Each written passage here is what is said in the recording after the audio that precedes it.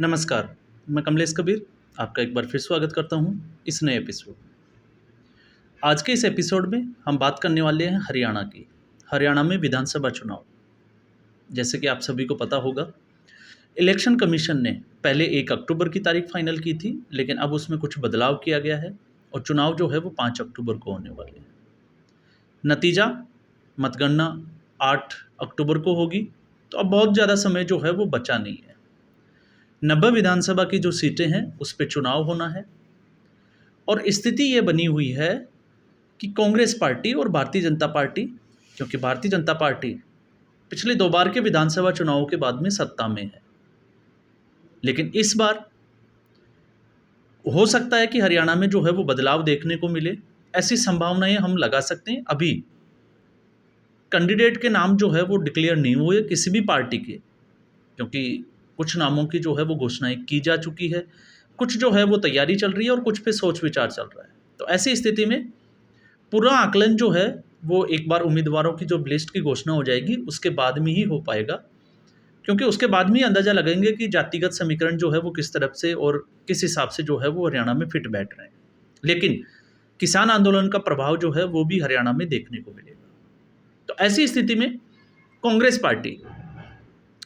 Party ने अब तक पिछले बार के जो विधायक जो जीते हुए थे 28 में से 27 विधायकों को जो है वो सीट वापस जो है उनको दी है। तो वो चुनाव लड़ने की पूरी संभावना है। और अब तक की अगर हम खबर की बात करें तो कांग्रेस पार्टी ने लगभग आधी सीटों के ऊपर 40-45 सीटों के आसपास जो है वो नाम तय कर लिए हैं और बाकी जो है उन पे मंथन चल रहा है। लेकिन इसी बीच एक बड़ी खबर आई, और बड़ी खबर क्या थी? लोकसभा चुनाव में हमने देखा कि किस तरीके से आम आदमी पार्टी और कांग्रेस पार्टी, जो एक तरीके से अगर हम राजनीति की बात करें तो दोनों आपस में धुर विरोधी। अब धुर विरोधी क्यों कह रहे हैं? क्योंकि आम आदमी पार्टी का जन्म कांग्रेस के भ्रष्टाचार, हम इसे सीधे तौर से कह सकते हैं कि आम आदमी पार्टी का जन्म ही कांग्रेस के भ्रष्टाचार से हुआ, क्योंकि एक देश भर में मूवमेंट चलाया गया इंडिया अगेंस्ट करप्शन, और उसके बाद में एक पार्टी का जन्म हुआ और वो पार्टी थी आम आदमी पार्टी। संयोजक बने अरविंद केजरीवाल, राजनीति में आए, चुनाव लड़े, शीला दीक्षित के खिलाफ जो है वो भ्रष्टाचार का एक माहौल तैयार किया गया दिल्ली में। और जो शीला दीक्षित 15 साल से दिल्ली में सत्ता में थी, उस कांग्रेस पार्टी को आम आदमी पार्टी ने टक्कर दी। और उस वक्त आपको पता होगा कि Bharatiya Janata party single largest party थी पहले चुनाव में। और उसके बाद मोरालिटी को आधार पे अगर हम देखें तो आम आदमी पार्टी ने समर्थन भी लिया कांग्रेस पार्टी का, और कांग्रेस पार्टी ने समर्थन भी दिया। और यही कांग्रेस पार्टी की दिल्ली में सबसे बड़ी गलती थी। अगर उस वक्त कांग्रेस पार्टी आम आदमी पार्टी को समर्थन नहीं करती, वो 49 दिन की सरकार नहीं बनती, तो आज कांग्रेस पार्टी की स्थिति दिल्ली में ये नहीं होती। लेकिन खैर, वो पुराने दिनों की बात थी, आज से 10 साल पहले की बात थी।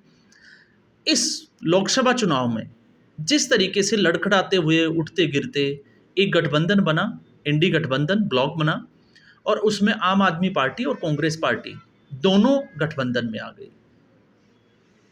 पंजाब में दोनों ही पार्टी के जो नेता थे, कार्यकर्ता थे, उन्होंने गठबंधन के लिए मना किया। तो पंजाब में दोनों पार्टियां एक दूसरे के ऊपर हमलावर रही। लेकिन लोकसभा की जो 7 सीटों पे दिल्ली की जो चुनाव होना था उसमें दोनों पार्टियों ने समझौता किया, लेकिन बावजूद इसके समझौते के दोनों पार्टियों के खाते में कुछ भी नहीं आया। और जैसे ही लोकसभा चुनाव के परिणाम आए, दोनों पार्टियों में खटपट शुरू हो गई। और उसके बाद में हमने वो बयानबाजी का दौर भी देखा, जब आम आदमी पार्टी के गोपाल राय ने कहा था कि अब जो है वो कांग्रेस और आम आदमी पार्टी का कोई समझौता नहीं है और आने वाले विधानसभा चुनाव जो है वो दोनों पार्टियां अकेले लड़ेगी। और उसके बाद में हरियाणा में जो है वो चुनाव प्रचार के लिए, या हम कहें कि आम आदमी पार्टी ने जोर आजमाइश शुरू कर दी, क्योंकि दिल्ली से लगता हुआ किसान आंदोलन का इम्पैक्ट था। कुछ सिख आबादी जो है वो हरियाणा में भी है, और कई फैक्टर जो है, क्योंकि दिल्ली का जो है वो करीबी भी है।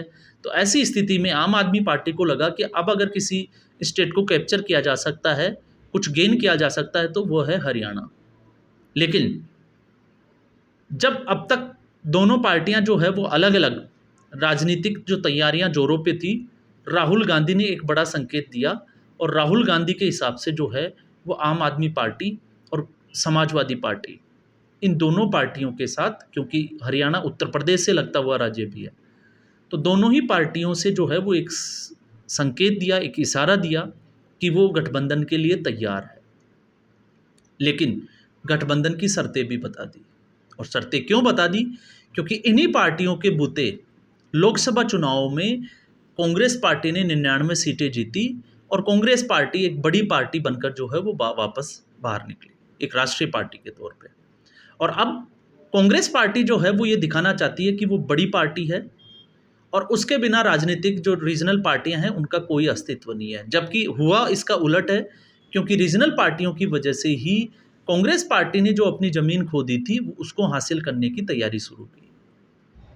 जहां आम आदमी पार्टी 20 सीटें जो है वो कांग्रेस से जो है वो चाहती है, मांग रही है हरियाणा में, ठीक ऐसे ही जहां पे यादव और मुस्लिम बाहुल्य क्षेत्र है वहां पे समाजवादी पार्टी अपनी ताल ठोकना चाहती है।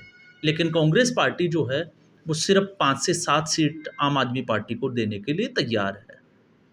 अजय माकन, आपको पता होगा, भूपेंद्र हुड्डा, ऐसे जो लोग हैं वो एक कमेटी बनाई गई है, उसके सदस्य बनाए हैं।